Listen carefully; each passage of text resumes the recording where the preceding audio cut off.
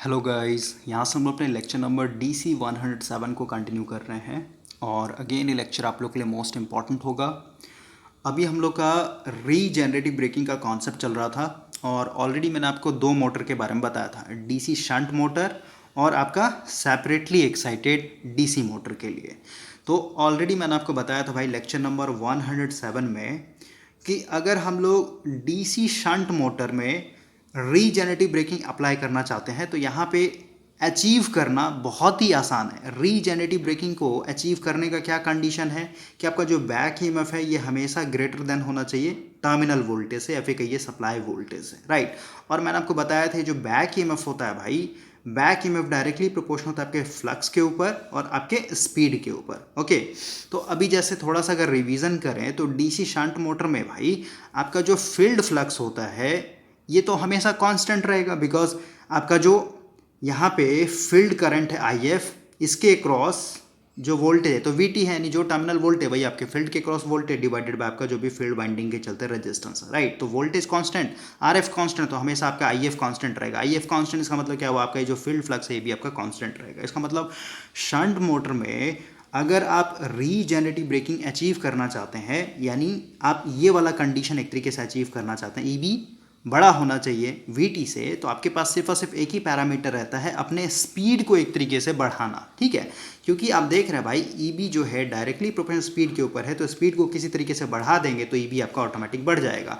और EB एक तरीके से अगर बड़ा हो गया VT से तो यहाँ पे नेट वोल्टेज जो है रिवर्स हो जाएगा, और नेट वोल्टेज रिवर्स हो गया तो ऑटोमेटिक जो आपका करंट फ्लो हो रहा है आपके DC मशीन के अंदर से, उसका बहाव एक तरीके से पलट जाएगा। और करंट एक तरीके से रिवर्स हो गया तो सीधी सी बात है जो आपका इलेक्ट्रोमैग्नेटिक टॉर्क जो था वो भी एक तरीके से रिवर्स हो जाएगा, यानी सीधी सी बात है ये एक तरीके से ब्रेकिंग टॉर्क की तरह एक्ट करने लगेगा। ओके, और आपको पता है अगर EB बड़ा हो गया VT से, इसका मतलब क्या हुआ कि जो आपका आर्मेचर है ये एक तरीके से पावर एब्जॉर्ब ना करके ये एक तरीके से पावर क्या कर रहा है, डिलीवर कर रहा है। ओके, तो DC शंट मोटर में हम लोग रीजेनरेटिव ब्रेकिंग हमेशा अचीव करेंगे तो सिर्फ और सिर्फ स्पीड के ऊपर फोकस करते हैं, यानी स्पीड को हम लोग बढ़ाते हैं, ठीक है। तो स्पीड को बढ़ाने का मैंने आपको तरीका बताया था कि ऐसा आपका कहीं ना कहीं लोकेशन होगा जहाँ पे आपका जो लोकोमोटिव है या फिर कहिए कोई भी ट्रक ये सब कोई भी व्हीकल ये सब है, ये एक तरीके से ढलान से नीचे उतरेगा, ठीक है। यानी ग्रेविटी पुल इसको एक तरीके से मिलेगा। ग्रेविटी पुल के कारण क्या होता है, इसका ऑटोमेटिक स्पीड बढ़ जाएगा नो लोड से, और स्पीड बढ़ने के चलते आपका ऑटोमेटिक यहाँ पे EB बढ़ जाएगा। और EB बढ़ने के कारण यही वाला आपका कंडीशन कि EB बड़ा हो गया VT से, तो यहाँ पे आपका ऑटोमेटिक जो है जो आपका मोटर की तरफ वर्क कर रहा था वो एज अ जनरेटर की तरफ वर्क करने लगेगा। ओके, और वही अगर हम लोग सेपरेटली एक्साइटेड DC मोटर की बात करें भाई, तो जैसे DC शंट मोटर में कंडीशन क्या लगा था कि आप रीजेनरेटिव ब्रेकिंग को हमेशा हायर स्पीड पे ही पा सकते हैं या फिर कहिए अचीव कर सकते हैं। लेकिन यहाँ पे जो सेपरेटली एक्साइटेड DC मोटर अगर आप इसको यूज़ करते हैं तो इसमें आप लो स्पीड पे भी एक तरीके से रीजेनरेटिव ब्रेकिंग अचीव कर सकते हैं। तो भाई अगर हम लोग यही कंडीशन अचीव करना चाहते हैं यहाँ पे भी, यानी सेपरेटली एक्साइटेड DC मोटर के केस में भी, तो आप देख रहे हैं कि यहाँ पे भी EB डायरेक्टली प्रोपोर्शन क्या है, फ्लक्स के ऊपर और स्पीड के ऊपर, राइट। तो अभी स्पीड तो एक तरीके से छू छा नहीं करना आपको, क्यों नहीं करना है, क्योंकि आप लो स्पीड पर रीजेनरेटिव ब्रेकिंग अचीव करना चाहते हैं, ठीक है। अगर आपका स्पीड लो है, मान लेते हैं आपका स्पीड बहुत ही लो है, सीधी सी बात है EB भी आपका लो रहेगा ना भाई स्पीड से। अगर आप देखें तो बचा क्या, अगर मेरे को EB को बढ़ाना है तो सिर्फ और सिर्फ मेरे पास बचा क्या, ये सिर्फ और सिर्फ फ्लक्स पैरामीटर बचा, यानी EB को अगर मेरे को बढ़ाना है यहाँ पे तो यहाँ पे मेरे को फ्लक्स को एक तरीके से बढ़ाना होगा, क्योंकि स्पीड तो ऑलरेडी यहाँ पे कंडीशन डाल दिया कि स्पीड आपका कम होना चाहिए, लो होना चाहिए, समझ रहे। तो स्पीड पे हम लोग फोकस ही नहीं करेंगे, तो बचा क्या, सिर्फ और सिर्फ फ्लक्स को एक तरीके से बढ़ाना।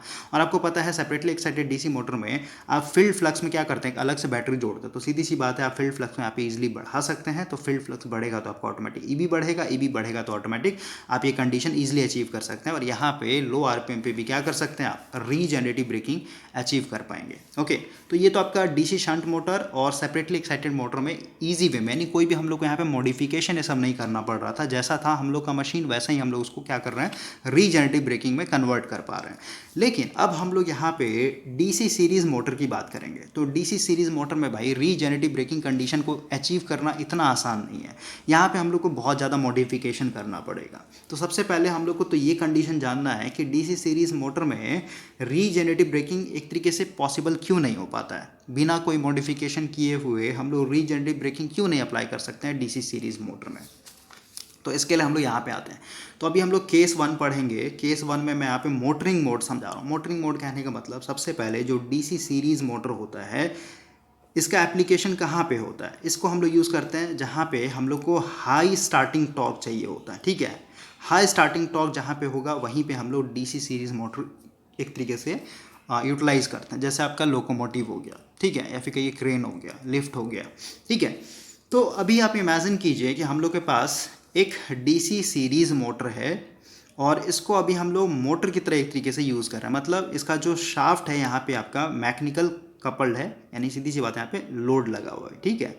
आप लोकोमोटिव भी लेकर चल सकते हैं, यानी इसका जो है टायर एक तरीके से यहाँ पे घुमाया जा रहा है। तो सीधी सी बात, इसका अपना एक स्पीड होगा, तो स्पीड मैंने मान लिया 1000 आरपीएम पे। ऑलरेडी मैंने बताया कि जो भी शाफ्ट घूम रहा है इसका कुछ ना कुछ डायरेक्शन होगा, तभी मैं डायरेक्शन मान के चलता हूँ कि ये एक तरीके से क्लॉकवाइज डायरेक्शन में घूम रहा है।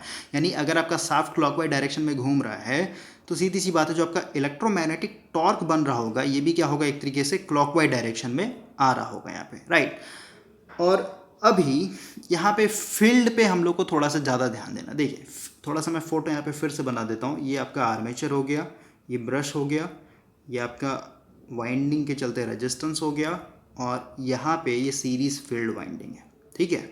तो अभी हम लोग क्योंकि इसको एज अ मोटर की तरह यूज़ कर रहे हैं भाई, तो यहाँ पे जो टर्मिनल वोल्टेज मान लेते हैं VT है, और अभी ये जो फील्ड वाइंडिंग का 2 तार है, यानी 2 पॉइंट है यहाँ पे, इसको मैं नाम देता हूँ, इधर वाले को A नाम देता हूँ, इधर वाले को B दे देता हूँ नाम। तो अभी आप देखें क्योंकि एज अ मोटर की तरफ वर्क कर रहा है तो सीधी सी बात है करंट अंदर की तरफ जाएगा, यानी फील्ड वाइंडिंग में जो करंट जा रहा है, यानी यहाँ पे IA बोलिए या फिर IL बोलिए या फिर सीधे सीधे IF बोलिए, सब तो सेम है सीरीज़ में, राइट। तो ये A से B की तरफ जा रहा है, ठीक है, ओके। इस चीज़ को आपको ध्यान देना है यहाँ पे।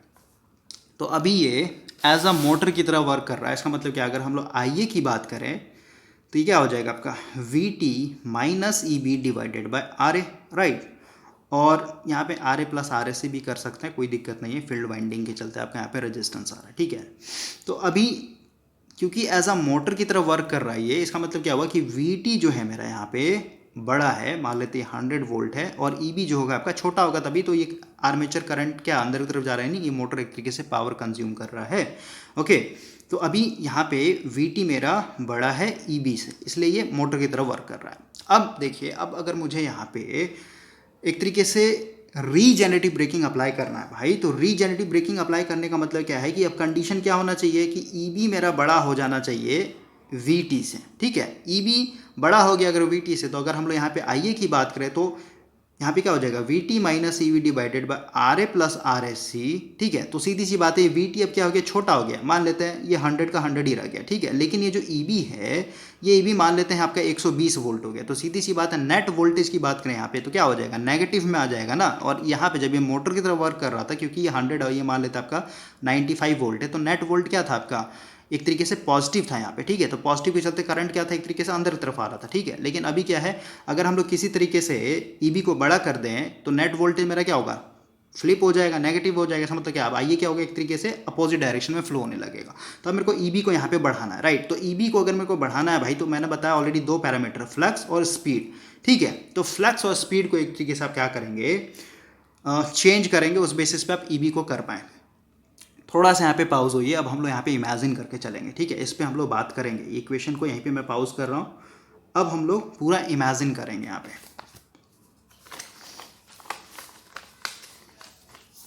बिकॉज ये कंडीशन अचीव करना पॉसिबल ही नहीं है यहाँ पे भाई, ठीक है। सबसे पहले ये आपका आर्मेचर, ब्रश, RA, ये आपका फील्ड वाइंडिंग, राइट, ये आपका VT, और अभी ये आपका शाफ्ट है।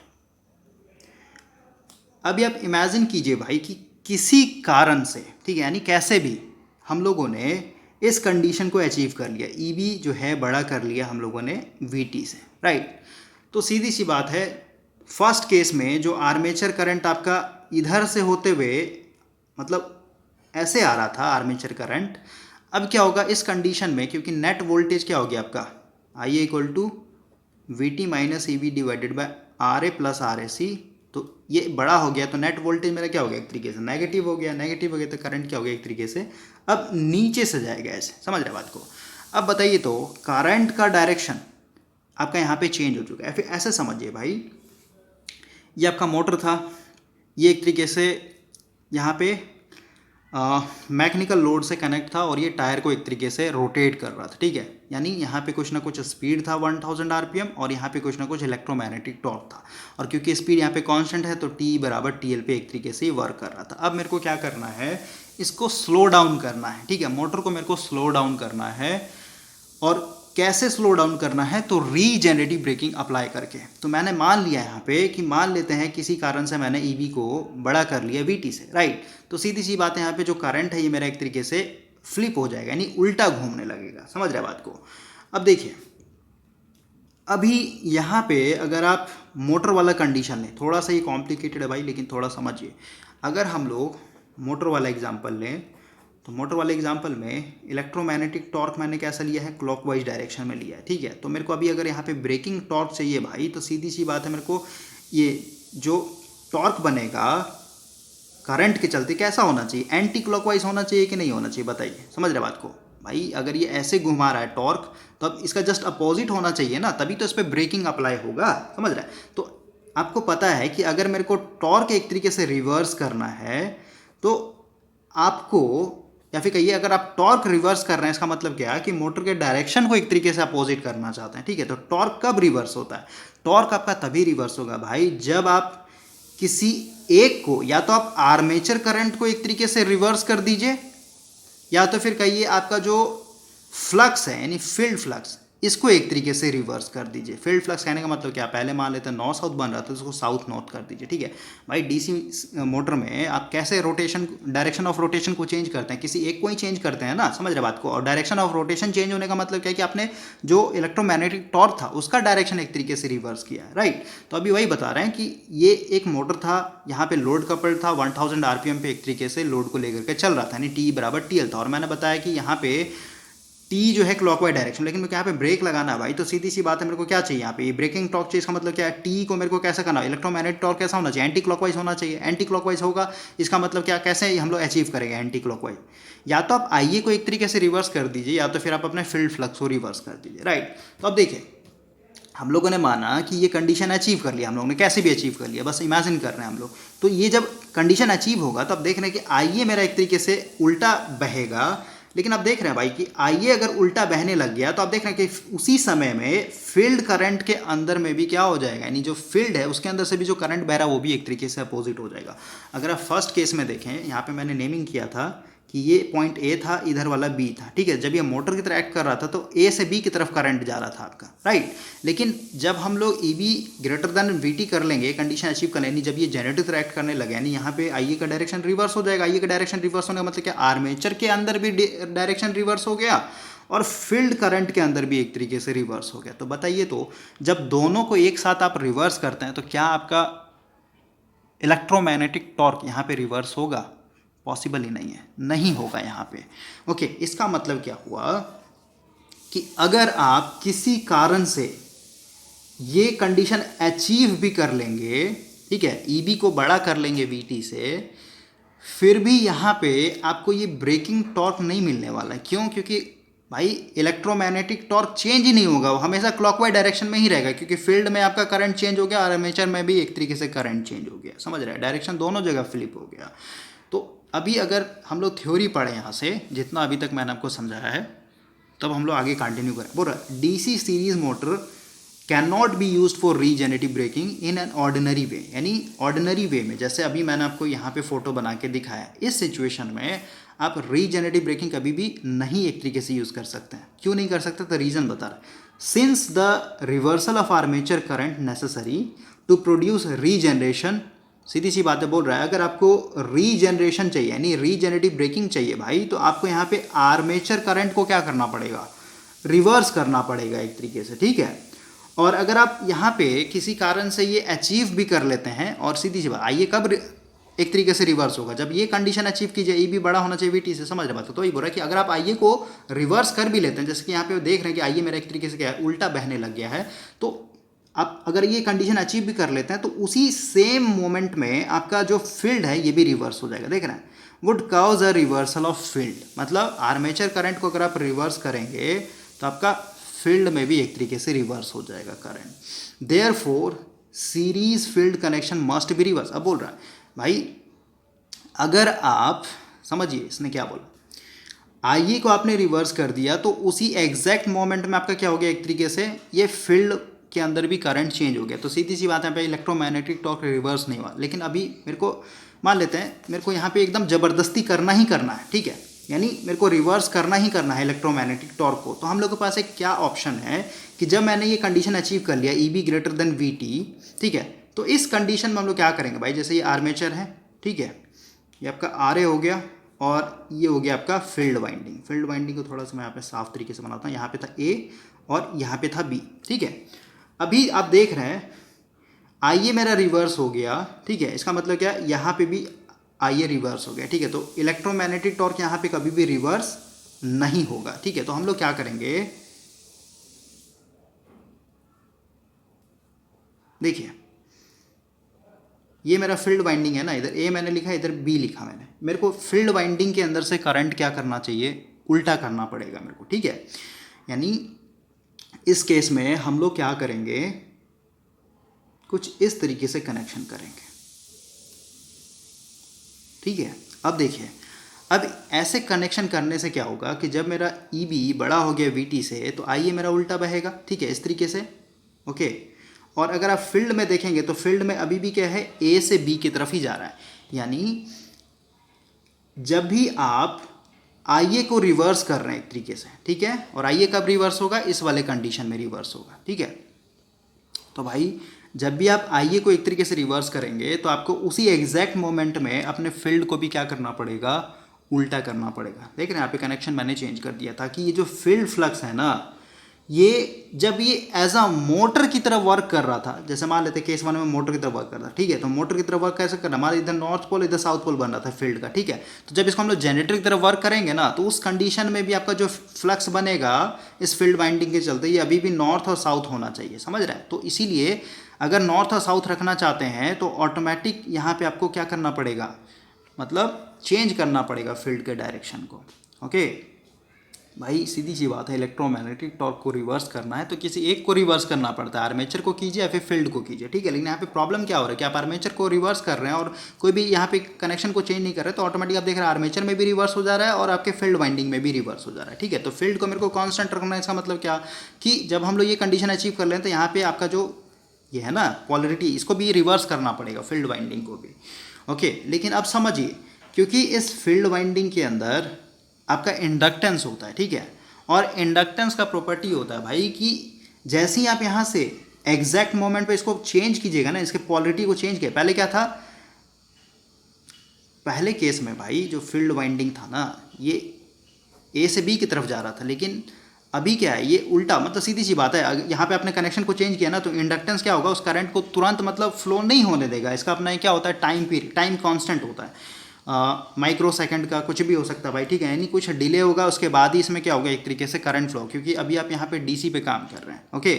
और डीसी पे भी कहा, देखिए इस आर्मेचर के अंदर एसी होता है, क्योंकि इस ब्रश के आगे क्या है, कम्यूटेटर है, ठीक है, कम्यूटेटर के बाद इसमें एसी रहता है, ठीक है। लेकिन अभी हम लोग फील्ड में काम कर रहे हैं, इसका मतलब कि इधर पूरा का पूरा सप्लाई कौन सा है, डीसी सप्लाई, ओके। तो डीसी में ट्रांजिएंट जब आएगा, सीधी सी बात है, इसको जब आप फ्लिप कीजिएगा, पहले क्या था, ये इस तरीके से था, तो इसका क्वालिटी चेंज करना पड़ेगा ना, तो समय ट्रांजिएंट आएगा। तो ट्रांजिएंट केस में क्या है, इंडक्टेंस आएगा, इंडक्टेंस आएगा, इसका मतलब क्या, ये इंस्टेंट जो है उसी एग्जैक्ट मोमेंट में करंट को इसमें बहने नहीं देगा। इसका मतलब क्या हुआ कि इस केस में जब आप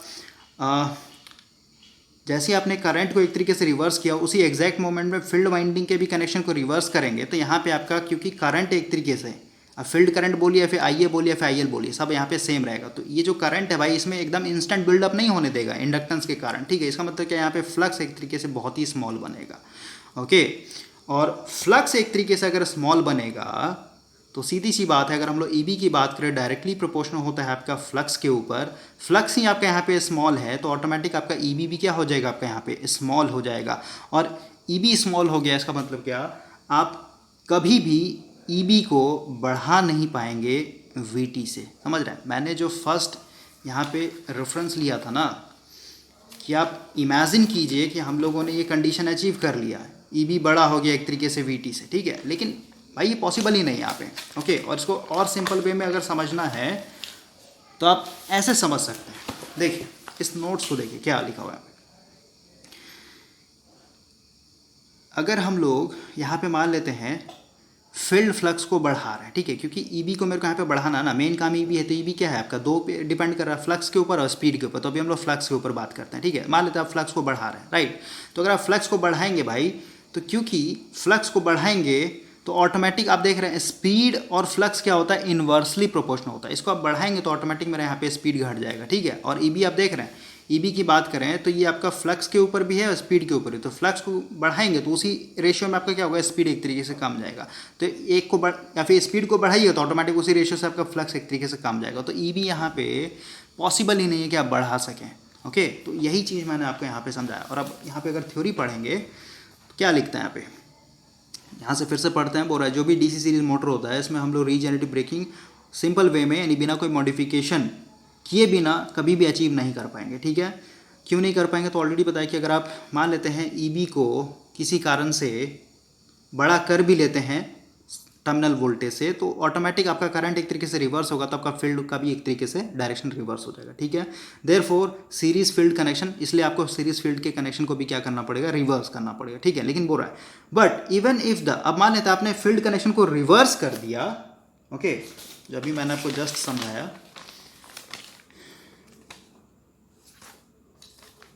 देखिए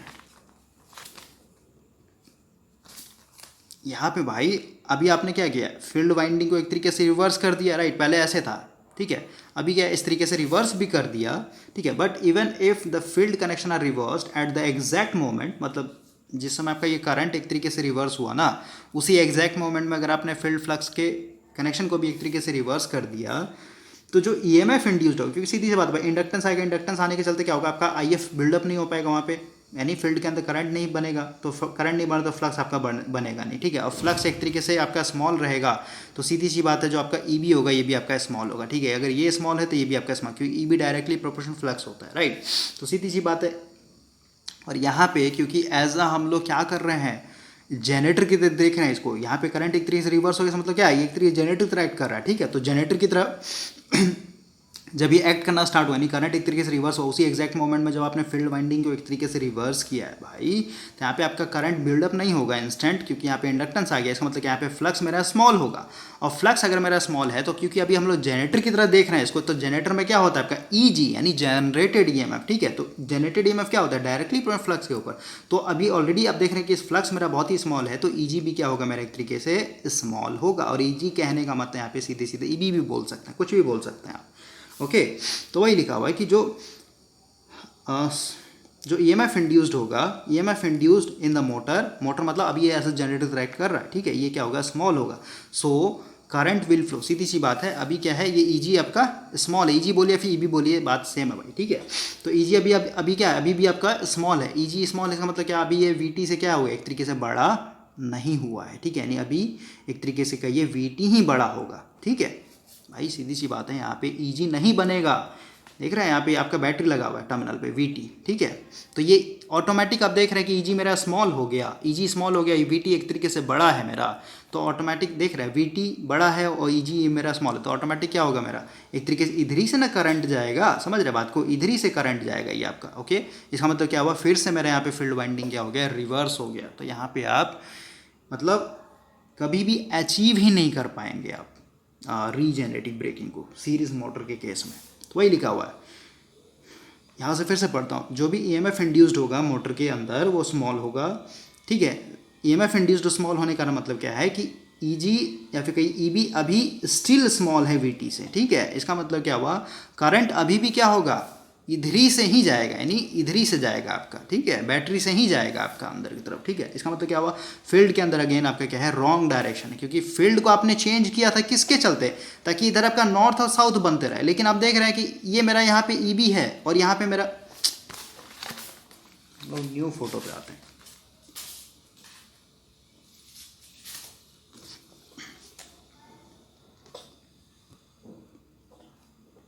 देखिए ये आपका आर्मेचर हो गया,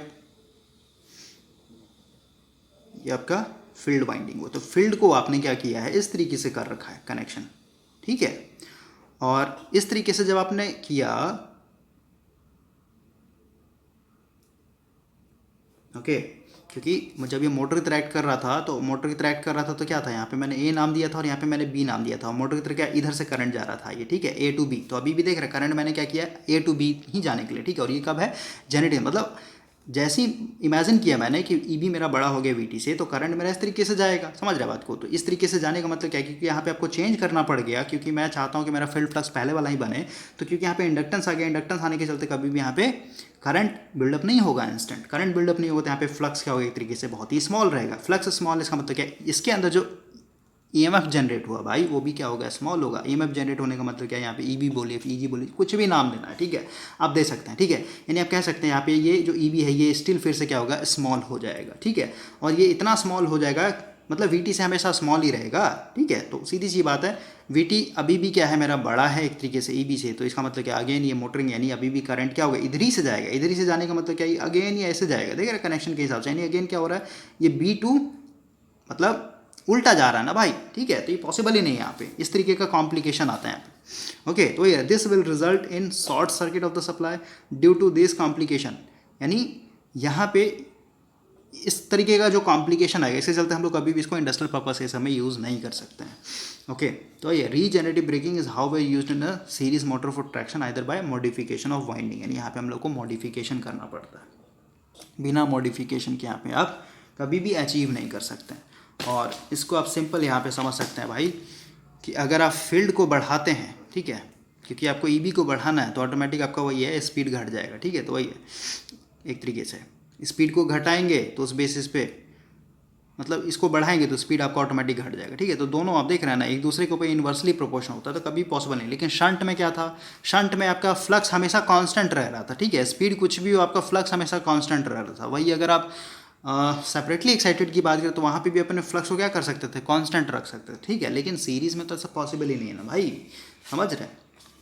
या फिर कहिए ऐसे आप सिंपल समझ सकते हैं, जैसे अगर मैं डीसी सीरीज़ यहाँ पे जनरेटर की बात करूँ, जनरेटर लेकर के चलते हैं, क्यों नहीं ईबी यहाँ पे एक तरीके से कांस्टेंट रह सकता है, फिर ये बड़ा हो सकता है। देखिए ये मान लेते हैं, इमेजिन कीजिए मेरा डीसी सीरीज जनरेटर है। अब बताइए मुझे, यहाँ पे ये क्या होगा, एक तरीके से प्राइम मूवर से कनेक्टेड होगा, डीजल इंजन हो सकता है, कोई मोटर हो सकता है, ठीक है। इसको मान लेते हैं घुमा रहे हैं हम लोग, ठीक है। तो अब आपको पता है भाई कि ये एक सेल्फ एक्साइटेड मोटर, ये जनरेटर है। तो सेल्फ एक्साइटेड जनरेटर मतलब ये जो फील्ड है ना, यहाँ पे फ्लक्स कितना ज़्यादा स्ट्रांग बनेगा, यानी ज़्यादा बनेगा या फिर कम बनेगा, कौन डिफाइन करता है, ये आपका लोड डिफाइन करता है, ठीक है। और आपको पता है ईजी जो होता है डायरेक्टली प्रोपोर्शनल किसके ऊपर होता है, फ्लक्स के ऊपर। अगर फ्लक्स घट रहा है तो ईजी भी घटेगा, फ्लक्स बढ़ रहा है तो ईजी भी आपका बढ़ेगा, समझ रहे हैं बात को।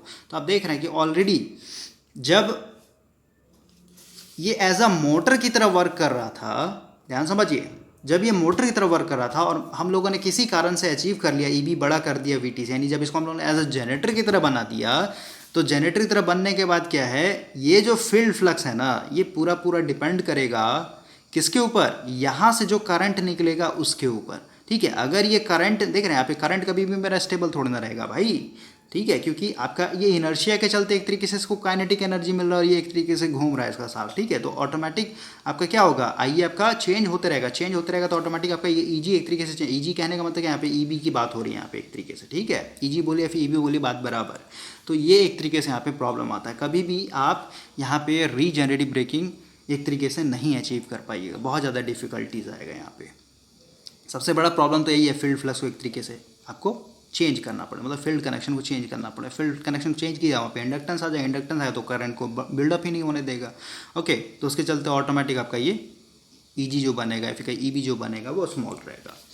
तो ये आपका मेन रीज़न था यहाँ पे क्यों नहीं हो पाता है। अब हम लोग मॉडिफिकेशन क्या करेंगे जिसके कारण ये एक तरीके से अचीव हो पाए यहाँ पे। तो अब हम लोग पढ़ेंगे फ्रेंच मेथड को, ठीक है। इसको बोलते हैं फ्रेंच मेथड, यानी जो भी हम लोग मॉडिफिकेशन कर रहे हैं उसको करने के बाद जो नाम दिया गया है उसको बोलते हैं फ्रेंच मेथड, ठीक है। तो सबसे पहले हम लोग इस वाले फोटो को समझेंगे। तो अभी फ्रेंच मेथड को स्टार्ट करने से पहले अभी जो मैंने नोट्स बनाया है इस नोट्स को मैं पूरा रिवाइज करवा देता हूँ, क्योंकि इस बुक में तो 4 लाइन ही लिखा हुआ है ना, तो जो भी मिस हो गया होगा उसको हम लोग यहाँ से रिकवर कर लेंगे कि डीसी सीरीज़ मोटर को हम लोग बिना मॉडिफिकेशन के रीजेनरेटिव ब्रेकिंग में क्यों नहीं यूज़ कर पाते हैं। ठीक है, तो अभी हम लोग के पास यहाँ पे है एक डीसी सीरीज़ मोटर। ठीक है, आप देख सकते हैं आर्मेचर है, ब्रश है, आपका रेजिस्टेंस है, यहाँ पे फील्ड वाइंडिंग है। ओके, यहाँ पे आपका बैटरी लगा हुआ वीटी, यहाँ पे भी करंट का डायरेक्शन दिखाया गया है इस तरीके से, यानी ए से बी की तरफ जा रहा है आपका।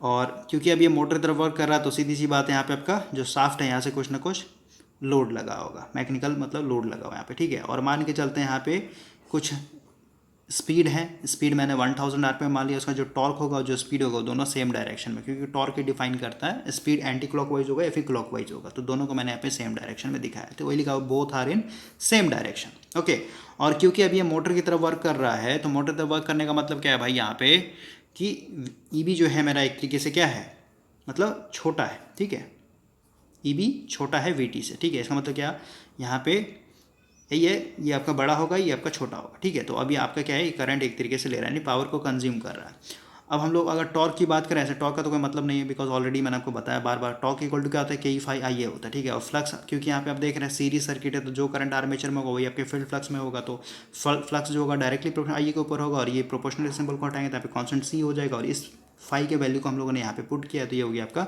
Torque equal to Ke/Ia²। ठीक है, ये मैंने एक्स्ट्रा लिख दिया, इसे कोई मतलब नहीं है। ओके, तो आप कह सकते हैं ये Ke को मैंने कैपिटल K से रिप्रेजेंट कर दिया, K कांस्टेंट Ia² हो जाएगा। और क्योंकि मैंने यहाँ पे फाई को डायरेक्टली प्रोपोर्शनल Ia लिया, इसका मतलब क्या, यहाँ पे हम लोग सैचुरेशन को अवॉइड कर रहे हैं, मतलब कोर मेरा यहाँ पे सैचुरेट नहीं हो गया, नहीं हो रखा है। ओके, तब ये पूरा मोटर की तरह ऐड कर रहा है। अब हम लोग क्या करना चाहते हैं, अब हम लोग इस मोटर को, यानी अभी जो आपका 1000 आरपीएम पे रोटेट कर रहा है, इसको हम लोग स्लो डाउन करना चाहते हैं। स्लो डाउन करेंगे कैसे करेंगे, तो रीजेनरेटिव ब्रेकिंग यूज़ करके। ठीक है, तो अब हम लोग चाहते हैं now to slow down the motor. अगर आपको स्लो डाउन करना है तो सीधी सी बात है, कौन से मेथड से, तो रीजेनरेटिव मेथड से। रीजेनरेटिव मेथड से मतलब क्या है कि ईबी आपका बड़ा होना चाहिए वीटी से, राइट। तो वही लिखा हुआ है, we first have to reverse the, सीधी सी बात है, ये वाला अगर अचीव कर लेते हैं, या फिर कहिए आपको अगर मोटर को स्लो डाउन करना है भाई, तो जो आपका इलेक्ट्रोमैग्नेटिक टॉर्क है, जिसको हम लोग सीधे सीधे यहाँ पे क्या बोलेंगे, ब्रेकिंग टॉर्क, इसको क्या करना होगा, रिवर्स करना होगा। ठीक है, अगर आप इसको रिवर्स करना चाहते हैं तो कब ये रिवर्स पॉसिबल है, ओनली पॉसिबल, ये तभी पॉसिबल होगा, यानी इलेक्ट्रोमैग्नेटिक टॉर्क या फिर कहिए ब्रेकिंग टॉर्क तभी मिलेगा, ये तब मिलेगा जब आपका ईबी जो है बड़ा हो जाएगा वीटी से। ठीक है, अब सीधी सी बात है, ईबी को अगर मेरे को यहाँ पे बड़ा करना है भाई, ईबी को अगर बढ़ाना है तो सीधी सी बात, ईबी दो चीज़ के ऊपर डिपेंड कर रहा है, फ्लक्स के ऊपर और स्पीड के ऊपर, राइट।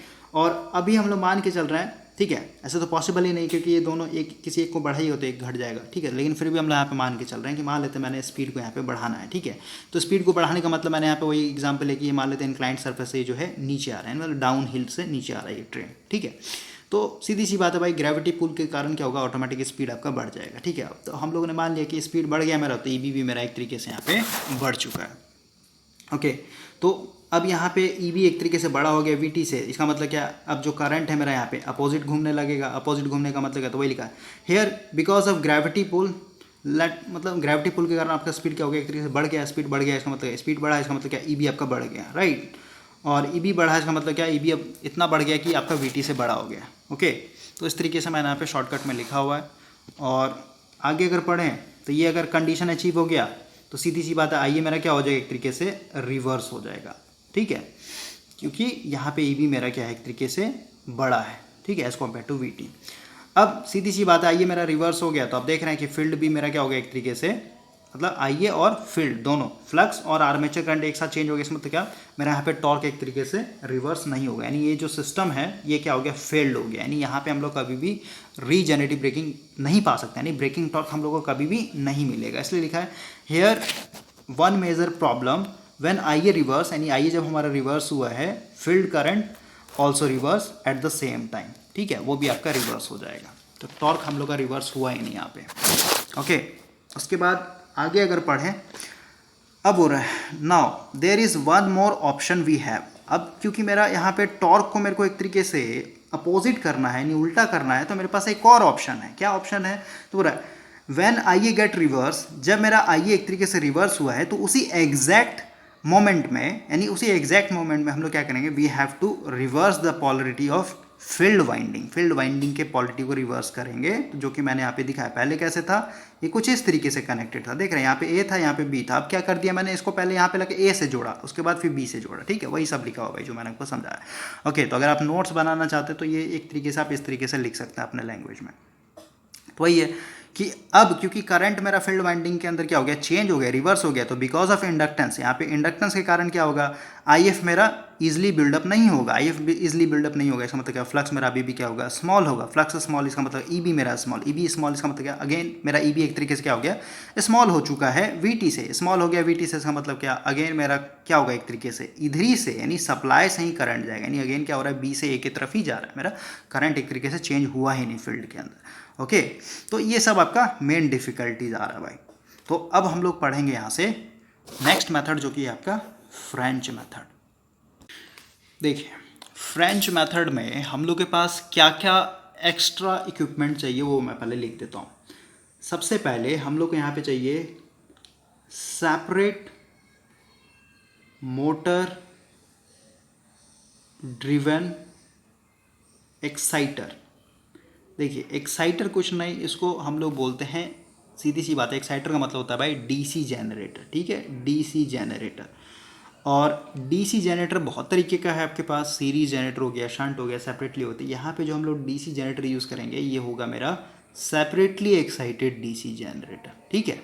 यानी पहला एप्लियंस क्या है, पहले सिस्टम में मेरा क्या है, क्योंकि एक्साइटर कहने मतलब क्या है भाई, ये मेरा एक जनरेटर है, ठीक है। तो जनरेटर को एक तरीके से इनपुट देंगे, इनपुट क्या देते हैं हम लोग, मैकेनिकल पावर देते हैं, राइट। तो मैकेनिकल पावर देने के लिए मेरे को क्या लगाना होगा, पीछे में डीजल इंजन लगाना होगा, फिर कुछ लगाना पड़ेगा ना मेरे को। तो वही बोल रहा है कि हम लोग इसको घुमाने के लिए, नहीं सेपरेट एक्साइटेड डीसी जनरेटर को घुमाने के लिए हम लोग यहाँ पे क्या कर रहे हैं, मोटर लगाएंगे पीछे में, ठीक है। यानी ये आपका एमजी सेट है, ओके।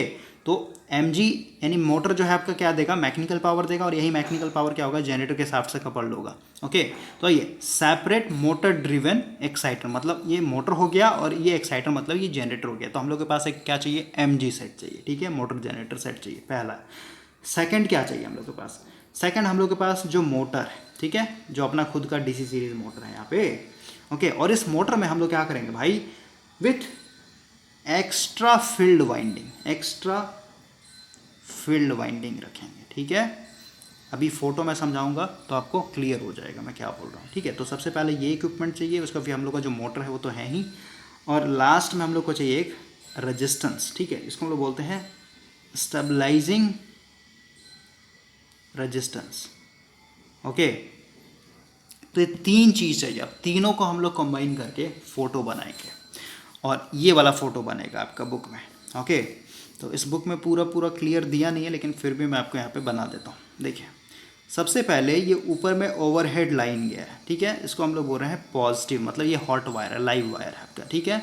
ये जो इस तरीके से आपका डायमंड शेप बना हुआ है, इसको हम लोग बोलते हैं पैंटोग्राफ, ठीक है। पैंटोग्राफ आपने देखा होगा, जो लोकोमोटिव होता है वो जो उठता है ऊपर, ठीक है। आप यूट्यूब पे सर्च कीजिए पैंटोग्राफ, आपको पता चल जाएगा। ये आपका हो गया यहाँ पे वेरिएबल स्टेबलाइजिंग रेजिस्टेंस, ठीक है। और फिर आपका यहाँ पे दो ट्रैक्शन मोटर लगा हुआ है, मतलब जो आपका डीसी सीरीज मोटर हो गया, ये मोटर 1 है, और इसके बाद मोटर 2 है। क्योंकि अभी हम लोग यहाँ पे ट्रैक्शन वाला पूरा लेकर के चल रहे हैं भाई, तो ट्रैक्शन में आपका हमेशा पेयर में चलता है मोटर, ठीक है, सिंगल मोटर नहीं यूज़ होता है वहाँ पे, ओके। और क्योंकि यहाँ पे दो मोटर यूज़ किया है मैंने, तो सीधी सी बात है, दोनों का फील्ड वाइंडिंग होगा ना भाई, समझ रहे बात को। तो दोनों का जो फील्ड वाइंडिंग होगा उसको हम लोग सीरीज़ में कभी नहीं रखेंगे इस बार, ठीक है, सीधी सी बात है। अभी जस्ट मैंने उसे समझा दिया कि डीसी सीरीज़ मोटर में आपका कभी भी रीजनरेटिव ब्रेकिंग पॉसिबल ही नहीं है। तो हम लोग यहाँ पे करते क्या है, शॉर्टकट में अगर बता दूँ तो मैं, कि डीसी सीरीज़ मोटर को हम लोग क्या करते हैं, शंट मोटर में कन्वर्ट करते हैं भाई, ठीक है, शंट मोटर में कन्वर्ट करेंगे, ओके। लेकिन ऐसे ही नहीं करेंगे, सिर्फ फील्ड वाइंडिंग को शंट में लगाने से नहीं, इसका एक अलग तरीका है, ठीक है। और इतना हम लोग क्यों जुगाड़ कर रहे हैं अभी आपको समझ में आएगा। तो ये हो गया मेरा आर्मेचर पहले मोटर का, ये हो गया दूसरे मोटर का आर्मेचर, ठीक है। इसको हम लोग सीधे सीधे बोल देते हैं, ये मेरा क्या है, ट्रैक्शन मोटर है, ठीक है, ट्रैक्शन मोटर, ओके। अब इन दोनों के साथ मैंने क्या किया, एक एक्स्ट्रा फील्ड वाइंडिंग लगाया सीरीज़ में। अब ये एक्स्ट्रा फील्ड वाइंडिंग लाना मतलब इनका फील्ड वाइंडिंग नहीं है, ये एक्स्ट्रा मैंने लगा दी यहाँ पे, ठीक है। और यहाँ पे मैंने अर्थ कर दिया, इसका मतलब क्या, और इसका मतलब क्या है, ये पॉजिटिव है तो ये इसका नेगेटिव है, समझ रहे बात को। यानी यहाँ से तार लेके दोनों को मैंने बैटरी से जोड़ा, ये बैटरी का पॉजिटिव हो गया, ये नेगेटिव हो गया। ओके, तो ये सब कनेक्शन समझ में आना चाहिए। अब देखिए मैंने यहाँ पे क्या लिखा है कि ये मेरा मोटर हो गया, ठीक है। मोटर के साथ मैंने विथ एक्स्ट्रा फील्ड वाइंडिंग लगा दिया, ठीक है, एक्स्ट्रा फील्ड वाइंडिंग। और इस फील्ड वाइंडिंग को मैं क्या लिखूँगा, यहाँ पे नाम दे देता हूँ F2, ठीक है। यानी ये जो फील्ड वाइंडिंग है इसका मैंने नाम दे दिया F2।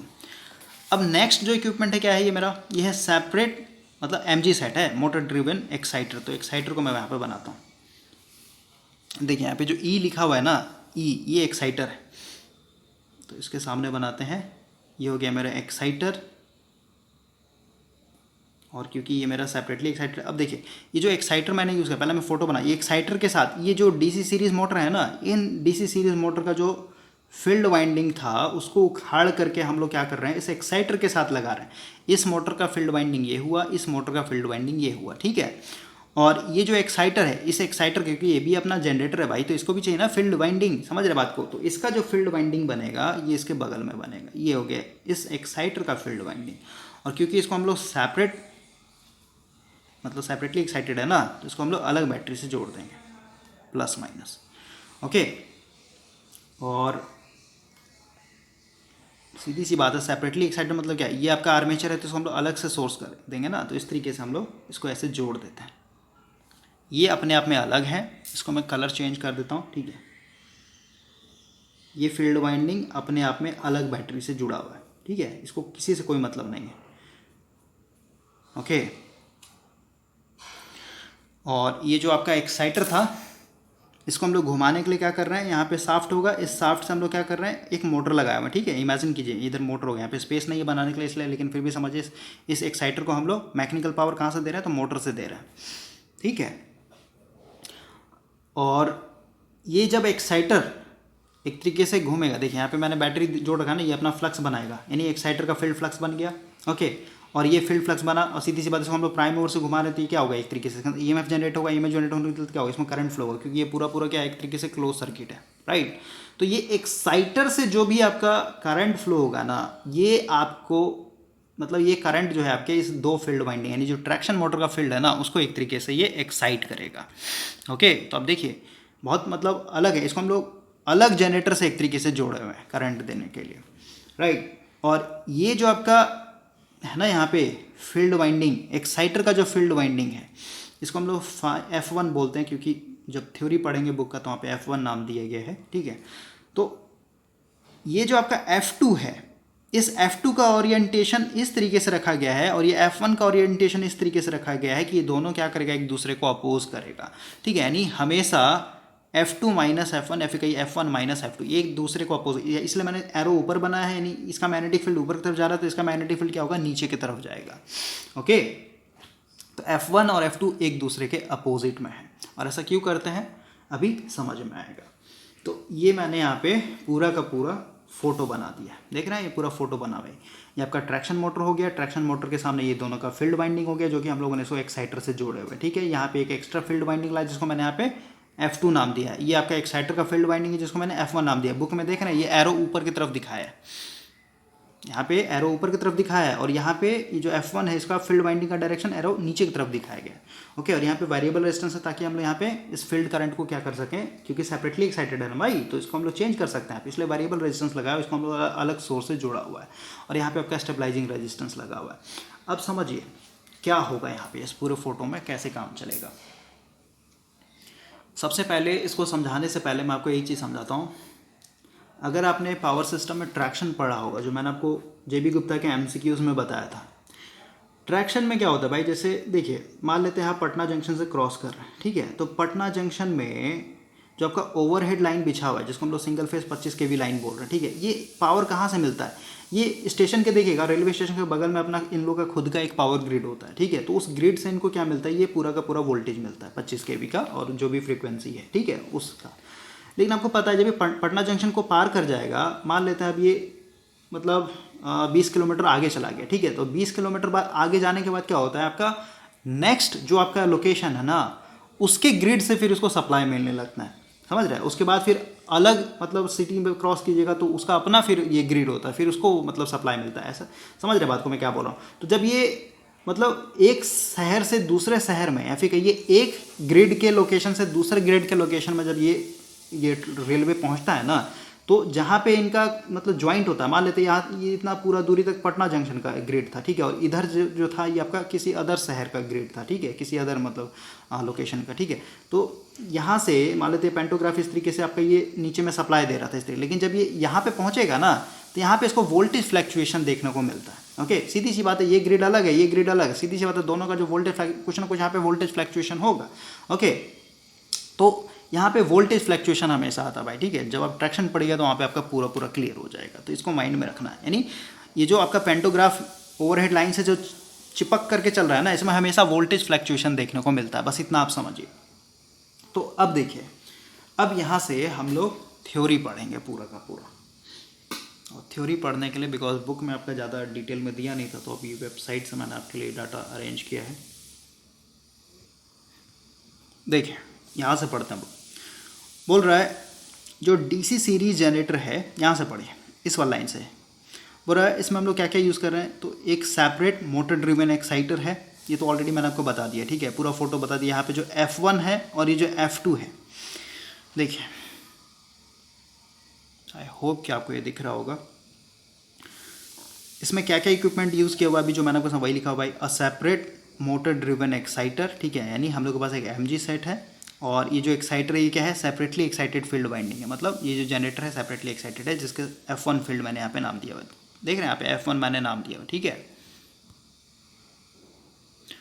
और and also another field winding, देखिए यहाँ पे अगर आप देखें, and also another field winding connected in the main motor circuit. Main motor circuit कहाँ है, ये है आपका मेन मोटर सर्किट, देख रहे हैं। ये मेन मोटर सर्किट में मैंने क्या किया है, एक्स्ट्रा फील्ड वाइंडिंग लगाया हुआ, जिसको हम लोगों ने F2 बोला हुआ, ठीक है। F2 connected in the main motor circuit in such a fashion that the field created by it, यानी ये जो F2 का जो भी फील्ड बनेगा, यानी जो भी फ्लक्स φ2 बनेगा, ये क्या करेगा, the field created by it opposes the field created by the separately excited field winding F1, यानी ये जो φ2 है, यानी F2 और ये F1 ये एक दूसरे को अपोज करेगा भाई, ठीक है, ऑलरेडी मैंने आपको समझा दिया। अब हम लोग आगे बढ़ते हैं, और यहाँ पे ये जो आपका R लगा हुआ है ना, रेजिस्टेंस, ये वाला रेजिस्टेंस यहाँ पे देख रहे हैं, वही the stabilising resistance is employed to prevent current surge when the tram crosses from one section of supply to the another section of supply, ठीक है। ऑलरेडी समझाया कि एक शहर से जब दूसरे शहर में क्रॉस करता है तो वहाँ पे ग्रिड चेंज हो जाता है, ठीक है, तो उसके कारण क्या होता है, आपका फ्लैक्चुएशन आता है वोल्टेज के कारण, तो उसके कारण सीधी करंट में भी सर्ज आएगा। तो ये आपका रेजिस्टेंस एक तरीके से क्या कर रहा है, उस एक्सीडेड करंट को, यानी जो भी आपका करंट में सर्ज आ रहा है ना, उसको एक तरीके से क्या करता है, लिमिट करने का काम करता है, उसके लिए हम लोग लगा रखा है। अब हम लोग आगे बढ़ेंगे। अब देखिए, अब यहाँ पे भाई मोस्ट इंपॉर्टेंट लाइन चल रहा है। तो सबसे पहला कंडीशन लेके चला है कि मान लेते हैं ये जो आपका पेंटोग्राफ लगा हुआ है ना, ये एक सेक्शन से जब दूसरे सेक्शन में गया और वहाँ पे मान लेते हैं वोल्टेज एक तरीके से डाउन मिला है उसको, ठीक है, कुछ वोल्टेज कम ही मिला वहाँ पे, ठीक है, वोल्टेज गिर गया। तो वही बोल रहा है इन case the line voltage fall, मान लेते हैं मेरा यहाँ पे जो वोल्टेज था इसके क्रॉस ये एक तरीके से डाउन हो चुका है, ठीक है, वोल्टेज मेरा डाउन हो गया। और ये पूरा का पूरा कब कंडीशन चल रहा है, जब ये रीजेनरेटिव कंडीशन में चल रहा है, नहीं पूरा पूरा सिस्टम क्या एक तरीके से जेनरेटिव रिएक्ट कर रहा है, ठीक है। तो ऐसे समझिए, आपको समझ में आएगा, थोड़ा सा पेशेंस रखिए। बोल रहा है regenerated current will tend to increase, सीधी सी बात है भाई, ये आपका जो टर्मिनल वोल्टेज है जिसको हम लोग VT बोल रहे हैं, ये एक तरीके से कम हो चुका है, ठीक है। और ये पूरा पूरा कौन सा एक्शन चल रहा है यहाँ पे, जेनरेटिंग एक्शन लेकर चल रहा है कि एज अ पूरा पूरा सिस्टम, ये जो ट्रैक्शन मोटर है एज अ जनरेटर की तरफ वर्क कर रहा है, ओके। तो VT अगर मेरा कम हो गया, इसका मतलब क्या हुआ, EG मेरा पहले से मतलब कांस्टेंट ही होगा, EG को हम लोग कांस्टेंट मान के चल रहे, क्योंकि इसका जो ये शाफ्ट है ना, ये मान लेता अभी इसमें इतना काइनेटिक एनर्जी है कि स्पीड को कुछ देर तक ये मेंटेन करके रख सकता है, ठीक है। तो VT मेरा कम हुआ, लेकिन EG मेरा क्या है, एक तरीके से EG बोलिए या फिर EB बोलिए, बात बराबर है, ठीक है, ये अभी भी कांस्टेंट है। इसका मतलब क्या हुआ, सीधी सी VT अगर मेरा कम हो गया भाई, I इक्वल टू क्या है, VT minus EB divided by RA plus RAC बोल सकते हैं, फिर कुछ यहाँ पे कोई लिखने का मतलब ही नहीं बनता, ठीक है। देखिए ये VT क्या हो गया, एक तरीके से डाउन हो गया, ठीक है, क्यों, क्योंकि एक सेक्शन से दूसरे सेक्शन में जा रहा है आपका ट्रेन, ठीक है। लेकिन EB अभी भी क्या है, एक तरीके से कांस्टेंट है, और क्योंकि ये जनरेटिंग वाला यहाँ पे चल रहा है, इसका मतलब क्या हुआ कि EB मेरा यहाँ पे क्या है, बड़ा है VT से, राइट। तो EB अभी भी बड़ा है, लेकिन VT और मेरा एक तरीके से कम हो गया। इसका मतलब क्या हुआ, जो आपका रीजेनरेटिव के कारण जो आपका करंट है ये आई ए बड़ा हो गया ना, समझ रहे बात को, मतलब वोल्टेज डिफरेंस बढ़ गया। वीटी पहले मान लेते हैं 100 था, ठीक है, ईबी मान लेते हैं मेरा 120 वोल्ट था, ठीक है, तो नेट वोल्टेज कितना था मेरा यहाँ पे 20 वोल्ट, ठीक है, 20 वोल्ट के चलते आपका आई एक तरीके से उल्टा बह रहा था, ठीक है। लेकिन मान लेते हैं यहाँ पे वीटी और मेरा डाउन हो गया फर्दर, ठीक है, मान लेते हैं 90 वोल्ट, लेकिन ईबी अभी भी क्या है, ईबी अभी भी 120 वोल्ट पे, तो नेट वोल्ट कितना हो गया 30 वोल्ट हुआ कि नहीं हुआ, तो आई मेरा बढ़ जाएगा कि नहीं बढ़ जाए, तो वही लिखा हुआ है कि जो करंट है, ठीक है, देखिए बोल रहा डीसी सीरीज मोटर, देखिए यहाँ से पढ़ेंगे, in case the line voltage fall, VT मेरा डाउन हो गया, ठीक है, regenerated current will tend to increase, IA मेरा यहाँ पे बढ़ जाएगा, समझा दिया मैंने, resulting in strengthening of the field F2, सीधी सी बात है, ये मेरा फील्ड जो है भाई ट्रैक्शन मोटर से ही कनेक्टेड है ना, तो ये जो F2 है ये मेरा क्या हो गया स्ट्रांग हो जाए, मतलब F2 के चलते जो मेरा फ्लक्स बन रहा है इसको मैंने नाम दे दिया φ2, φ2 मेरा क्या हो गया एक तरीके से स्ट्रांग हो जाएगा, ठीक है। अब सीधी सी बात है भाई, φ2 अगर मेरा एक तरीके से ज़्यादा स्ट्रांग हो गया तो ये जो आपका यहाँ पे F1 के चलते नहीं, इस फील्ड वाइंडिंग के चलते F1 फ्लक्स बन रहा है, इसको ये ज़्यादा एक तरीके से डोमिनेट करेगा ना, यानी F2 माइनस F1 है, मैंने आपको बताया ये एक तरीके से ज़्यादा स्ट्रांग हो गया, तो सीधी सी बात है F1 को यानी φ1 को क्या करेगा, ये ज़्यादा एक तरीके से कम करेगा कि नहीं करेगा, बोलिए। हाँ, ये बड़ा हो गया और ये उतना का उतना ही, तो ज़्यादा ना इसको एक तरीके से कमज़ोर कर देगा, समझ रहे हैं। तो वही लिखा हुआ है कि आपका वोल्टेज गिरा, ठीक है, वोल्टेज गिरने के चलते आपका रीजेनरेटिव करंट क्या हो गया एक तरीके से बढ़ गया, करंट बढ़ने के चलते आपका जो फील्ड फ्लक्स φ2 है ये एक तरीके से ज़्यादा स्ट्रांग हो गया। अब ये ज़्यादा स्ट्रांग हो गया तो सीधी सी बात है F1 को क्या कर देगा, ये ज़्यादा कमज़ोर कर देगा, वीक कर देगा। अब सीधी सी बात है ये अगर फील्ड फ्लक्स मेरा कम हो गया, ठीक है, यानी F1 मेरा यहाँ पे कम हो गया क्योंकि φ2 ने इसको क्या कर दिया, अपोज कर दिया। F1 अगर मेरा कम हो गया भाई तो सीधी सी बात है जो एक्साइटर के चलते, ध्यान समझिए, ये जो एक्साइटर है यानी एक्साइटर कुछ नहीं जनरेटर है, ठीक है, तो यहाँ पे क्योंकि इसका मतलब इस एक्साइटर का यहाँ पे फील्ड फ्लक्स कम हो गया है भाई, तो सीधी सी बात है एक्साइटर के चलते जो भी यहाँ पे वोल्टेज बन रहा था, यहाँ पे ईजी में लिखता हूँ, ये एक तरीके से कम हो गया होगा क्योंकि भाई जनरेटेड ईएमएफ एक्साइटर का डायरेक्टली प्रोपोर्शन किसके ऊपर होगा, φ1 के ऊपर होगा, क्योंकि ये जो फील्ड फ्लक्स है इस एक्साइटर का है, समझ रहे बात को, ये कम हो गया तो सीधी सी बात है आपका इसके अंदर जो ईएमएफ इंड्यूस्ड वो कम हो गया, ठीक है। और अगर इसके अंदर ईएमएफ इंड्यूस्ड जो हुआ वो कम हो गया तो सीधी सी बात है यहाँ से जो करंट आ रहा था वो एक तरीके से क्या हो गया, कम हो चुका है, ठीक है। और ये कम हो गया इसका मतलब क्या, ये जो आपका दोनों फील्ड वाइंडिंग लगा हुआ है ट्रैक्शन मोटर का, ये एक तरीके से जो भी फ्लक्स बना रहा होगा ना ये एक तरीके से इनका कमज़ोर हो गया, समझ रहे बात को। और अगर यहाँ पे इस फील्ड का फ्लक्स कम हो गया तो सीधी सी बात है यही ना, फील्ड फ्लक्स क्या कर रहा है, इस दोनों मोटर के लिए एज अ मतलब प्रोवाइड कर रहा है भाई, समझ रहे हैं क्या बोल रहा हूँ सब। तो अब समझिए, ध्यान समझिए, इसका फील्ड फ्लक्स कम हुआ इसका मतलब क्या, यहाँ पे जो भी ईएमएफ जनरेट होगा वो कम हो गया, जो भी ईएमएफ कम हुआ उसके कारण जो करंट फ्लो हो रहा था इसके अंदर इस एक्साइटर के अंदर वो एक तरीके से मतलब फील्ड वाइंडिंग के अंदर करंट कम हो गया ना, करंट कम हो गया मतलब यहाँ पे जो भी फील्ड फ्लक्स बना रहा हो ये दोनों फील्ड वाइंडिंग ट्रैक्शन मोटर का, इनका फील्ड फ्लक्स कम हो गया, समझ रहे बात को। और इनका फील्ड फ्लक्स कम हो गया इसका मतलब क्या हुआ भाई कि यहाँ पे ये जो भी मोटर ईएमएफ जनरेट कर रहा होगा, ठीक है, यहाँ पे ईजी और यहाँ पे भी ईजी, समझ रहे बात को, दोनों का जो ईजी होगा ये जैसे ईजी1 है क्योंकि मोटर 1 मान रखा है, ईजी2 है, ठीक है, यहाँ पे अगर मैं लिखूँ ईजी1 डायरेक्टली प्रोपोर्शनल क्या होगा इस फ्लक्स पे, ठीक है, समझ रहे बात को, और ईजी2 क्या होगा, ईजी2 डायरेक्टली प्रोपोर्शनल इस फ्लक्स पे, इस वाले फील्ड वाइंडिंग पे, और दोनों फील्ड वाइंडिंग कम हो गया तो क्या ये भी आपका क्या हो जाएगा, कम हो जाएगा। और अगर ये जो ईजी है ये कम हो गया और ऑलरेडी आपने देखा कि वोल्टेज मेरा यहाँ पे कम था, समझ रहे हैं, इसका मतलब क्या हुआ, अगर हम लोग लाइन पढ़ें यहाँ पे ज़्यादा अच्छे समझ में आएगा। देखिए टर्मिनल वोल्टेज में गिरावट आया, ठीक है, तो इसके कारण मेरा रीजेनरेटिव ब्रेकिंग पूरा ट्रांजिएंट चल रहा है भाई, ठीक है, ट्रांजिएंट फेज को समझने के लिए तो थोड़ा सा यहाँ पे मेहनत करना पड़ेगा। देखिए वीटी मेरा गिरा, ठीक है, वीटी जो पेंटोग्राफ में यहाँ पे लगा हुआ है, ठीक है, वीटी मेरा गिरा, राइट, तो वीटी गिरने के कारण यहाँ पे जो आईए था जो कि अभी एज अ जनरेटर की तरह वर्क कर रहा था, ठीक है, IA equal to VT minus EB divided by R A, ये गिर गया, लेकिन ईबी अभी भी क्या होगा मेरा स्टिल सेम होगा, क्यों, क्योंकि सीधी सी बात है भाई, ईबी डायरेक्टली प्रश्न किसके ऊपर होता है, स्पीड के ऊपर और फ्लक्स के ऊपर, राइट। तो अभी क्या है, एक तरीके से इनर्शिया क्वांटिटी लेके चलते हैं, स्पीड आपका मतलब मान के चल रहा हूँ ईबी आपका अभी भी स्टिल कांस्टेंट है, लेकिन ये गिर गया, इसका मतलब क्या, नेट वोल्टेज ज़्यादा हो गया, नेट वोल्टेज ज़्यादा हो गया, इसका मतलब क्या, आइए मेरा बढ़ गया, आइए बढ़ गया, इसका मतलब क्या, ये जो फील्ड वाइंडिंग है ना यहाँ पे लगा हुआ, ठीक है, और ये आइए किसका, जनरेटिंग एक्शन का मतलब क्या, यही ना, ट्रैक्शन मोटर लगा वहीं पे ना जनरेटिंग एक्शन चल रहा है, तो ये आपका जो F2 है ये एक तरीके से बहुत ज़्यादा स्ट्रॉन्ग हो गया, ठीक है, F2 बहुत ज़्यादा स्ट्रॉन्ग हो गया, तो सीधी सी बात है, ये जो फील्ड वाइंडिंग लगा हुआ है इसके चलते फ्लक्स बना ∅1, ये क्या करेगा, एक दूसरे को अपोज कर, ये ज़्यादा स्ट्रॉन्ग हो गया, ये आपका उतना ही पे उतना ही, इसका मतलब क्या, ये आपका क्या हो गया, यहाँ पे जो फील्ड वाइंडिंग है ∅1 ये एक तरीके से डाउन हो जाएगा, ∅1 डाउन हो गया, इसका मतलब क्या, ये जो एक्साइटर के अंदर जो EMF एक्साइटर के अंदर जो है ये डायरेक्टली प्रोपोर्शनल है ना ∅1 के ऊपर, ठीक है, अगर ये गिर गया तो ये भी गिर जाएगा, ठीक है, और अगर ये एक्साइटर का EMF गिर गया यहाँ पे, तो सीधी सी बात है, ये जो IA फ्लो हो रहा है इसके अंदर, ठीक है, फील्ड वाइंडिंग, वो भी आपका क्या हो जाएगा, गिर जाएगा, ठीक है। यहाँ पे जो 2 और इसको 1 कर लेते हैं, ठीक है, क्योंकि ये सब एक दूसरे के ऊपर डायरेक्टली प्रोपोर्शनल है, समझ रहे बात को। तो यहाँ पे ∅1 भी गिर गया, जो कि डायरेक्टली प्रोपोर्शनल किसका होगा, ट्रैक्शन मोटर 1 का EG के ऊपर, ठीक है, और ट्रैक्शन मोटर 2 का EG2 ये ∅2 के ऊपर, तो ये दोनों गिर गया तो सीधे ये भी आपका गिर जाएगा। तो इसके कारण देख रहा है, जब मेरा VT गिर गया तो ऑटोमेटिक आप देख रहे हैं कि हम लोगों ने इस तरीके से अरेंजमेंट किया कि EG1 भी क्या हो जाएगा और EG2 भी क्या हो जाएगा, एक तरीके से गिर जाएगा, समझ रहे हैं, यानी ये गिरेगा तो ये भी गिर जाएगा। इसका मतलब क्या हुआ, अगर ये गिरा तो यहाँ पे आप देख रहे हैं EB जो कि ट्रैक्शन मोटर के कारण आ रहा है, क्योंकि जनरेटिंग एक्शन चल रहा है आपका यहाँ पे, ठीक है, तो ये भी आपका गिर जाएगा। इसका मतलब क्या हुआ कि यहाँ पे नेट, देखिए यहाँ पे पढ़िए थ्योरी, देखिए क्या लिखा हुआ है, यहाँ तक हो गया।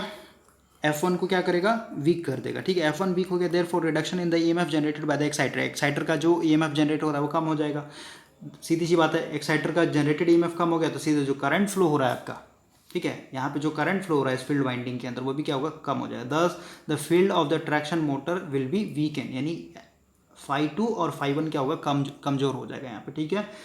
तो ये ट्रैक्शन मोटर का जो फील्ड है वीक हो जाए, resulting in reduction of the EMF generated by the traction motor, सीधी सी बात है, यहाँ पे जो EMF जनरेट हो रहा है इन दोनों मोटर के कारण वो भी क्या होगा, एक तरीके से रिड्यूस हो जाएगा, ठीक है। तो वही reduction of EMF generated by the traction motor operating as a DC series motor, यानी जनरेटर अभी क्या है, एक तरीके जनरेटर ट्रैक कर रहा है पूरा जनरेटर, दस compensation for a decrease in the line voltage automatically provided, यानी आप देख रहे हैं कि कभी भी ये पेंटोग्राफ अगर मान लेते हैं एक एरिया से दूसरे एरिया के ओवरहेड लाइन से जब ये टच करता है तो उस सिचुएशन में जो भी आपका वोल्टेज घट रहा है फिर बढ़ रहा है, तो उसको एक तरीके से कंपनसेट करने के लिए हम लोगों ने इस सिस्टम को लगाए हुए हैं यहाँ पे, ओके। तो इसको हम लोग बोलते हैं भाई सीधे क्योंकि यहाँ पे आपका ये वाला फील्ड और ये वाला फील्ड अपोज कर रहा है, इसमें बोलते हैं डिफरेंशियली कंपाउंडेड एक्साइटर, मतलब यहाँ पे डिफरेंस है, मतलब दोनों एक दूसरे को अपोज करेगा, ओके। तो वही चीज़ अभी जैसे मैंने आपको डायरेक्ट समझा दिया ना, तो यही चीज़ यहाँ पे लिखा हुआ है, क्या बोलता है, जो फ्रेंच मेथड है भाई इसमें बोल रहा है if there is a single series motor, जैसे अभी हम लोग तो डायरेक्ट इस एडवांस वाले सिस्टम को पढ़ लिया ना, लेकिन इससे पहले आपका यहाँ पे ये वाला आपका सिस्टम था, ठीक है, यहाँ पे देख रहे हैं ये मोटर की तरह दिया हुआ है और ये जनरेटर की तरह दिया, मतलब जब आपके पास सिंगल मोटर, ट्रैक्शन मतलब हम लोग डबल मोटर यूज़ करते हैं, ठीक है, लेकिन ये सिंगल मोटर है, तो यहाँ पे देख रहे हैं सिंगल मोटर केस में क्या है, अभी जैसे मोटरिंग की ट्रैक कर रहा है ना, तो इसको हम लोग सिंपल रखेंगे इस तरीके से सीरीज, ठीक है, लेकिन जब ये जनरेटर ट्रैक करेगा तो यहाँ पे हम लोग क्या देख रहे हैं, शंट में एक तरीके से क्या कर रहे हैं, फील्ड वाइंडिंग लगाते हैं। तो ये कैसे काम करता है ये मैं समझा देता हूँ, लेकिन पहले यहाँ पे पढ़िए, यहाँ पे क्या प्रॉब्लम था, हम लोगों ने इतना ताम झाम क्यों किया, ठीक है, ये हम लोग के लिए मेन था, ओके। तो ये समझ गए तो आपको ये समझने में कोई प्रॉब्लम नहीं हो। बोल रहा है मान लेते हैं if there is a single series motor as in case of trolley buses, मतलब जो ट्रॉली बसेस होता है, ट्रैम भी होता है, ये सब में सिंगल मोटर यूज़ किया था, ठीक है। It is provided with a main series field winding, यानी सीधी सी बात है भाई, फ्रेंच मेथड में हम लोग सिंगल सीरीज मोटर यूज़ करते हैं, ठीक है।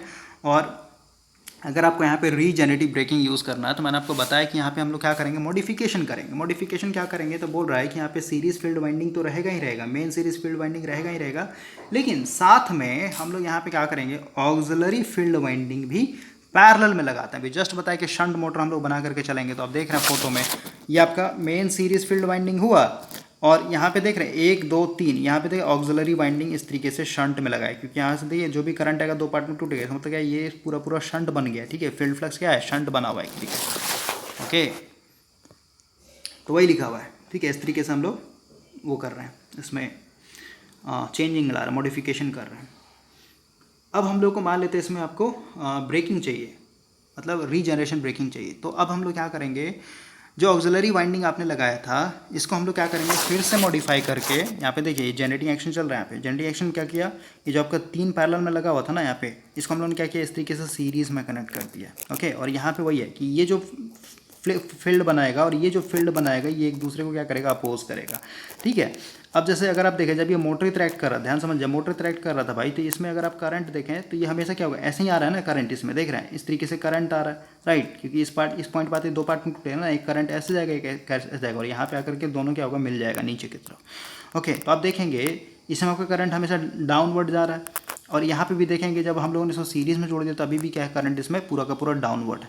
ओके, तो इनका ओरिएंटेशन, यानी इसका ओरिएंटेशन, जैसे इसका फील्ड फ्लक्स ऊपर तरफ बन रहा है तो इसका फील्ड फ्लक्स क्या होगा, नीचे तरफ बनेगा, ताकि एक दूसरे को क्या करे, अपोज कर सके। ठीक है, तो जब हम लोग जनरेटिंग एक्शन लेते हैं भाई, तो जनरेटिंग एक्शन करने के आप देख रहे थे मेन प्रॉब्लम क्या आ रहा था आपके डीसी सीरीज जनरेटर में, मोटर में, जब हम लोग रीजनरेटिव ब्रेकिंग ले रहे थे, कि जब आपका आर्मेचर करंट रिवर्स हो रहा था तो फील्ड करंट भी रिवर्स हो जा रहा था। समझ रहे बात को? तो देखिए, जब ये मोटर ट्रैक कर रहा था तो मेन फील्ड वाइंडिंग क्या था आपका, ये वाला था। ठीक है, ये मेन फील्ड वाइंडिंग था। ठीक है, इसको मान लेते हैं नॉर्थ और ये साउथ बना हुआ था। ओके, अब हम लोग को जब ये जनरेटर ट्रैक्ट कर रहा है और यहाँ पे मेरे को टॉर्क अपोजिट करना है, तो अभी भी मेरा फील्ड वाइंडिंग कैसा होना चाहिए, नॉर्थ और साउथ ही होना चाहिए। समझ रहे बात को? ओके, तो अभी नॉर्थ साउथ कौन बनाएगा भाई? ठीक है, मतलब ये एक दूसरे को अपोज करेगा, और ये इतना स्ट्रांग हो जाएगा, ये वाला, ये जो तीनों लगाए ना हम लोग, ये इतना स्ट्रांग हो जाएगा कि इसको पूरा पूरा खत्म करके ये अपना पूरा पूरा साम्राज्य बना लेगा। मतलब ये एक तरीके से यहाँ पे किंग बन जाएगा, और ये किंग बनेगा तो ऑटोमेटिक देगा इसका करंट का डायरेक्शन क्या है, अभी भी क्या है, एक तरीके से, क्योंकि जब ये एक तरीके से वर्क करेगा बाई जनरेटर तो करंट डायरेक्शन चेंज होगा। करंट डायरेक्शन चेंज होगा मतलब ऐसे जाएगा। ठीक है, लेकिन इस पॉइंट पे देखेंगे तो अगेन देख रहे हैं इधर से ही ना आएगा करंट, इसमें डाउनवर्ड ही रहेगा। इसका मतलब क्या, यहाँ पे जो फील्ड फ्लक्स बनेगा ये ऑक्सिलरी वाइंडिंग के चलते ये हमेशा क्या होगा, नॉर्थ साउथ ही रहेगा आपका।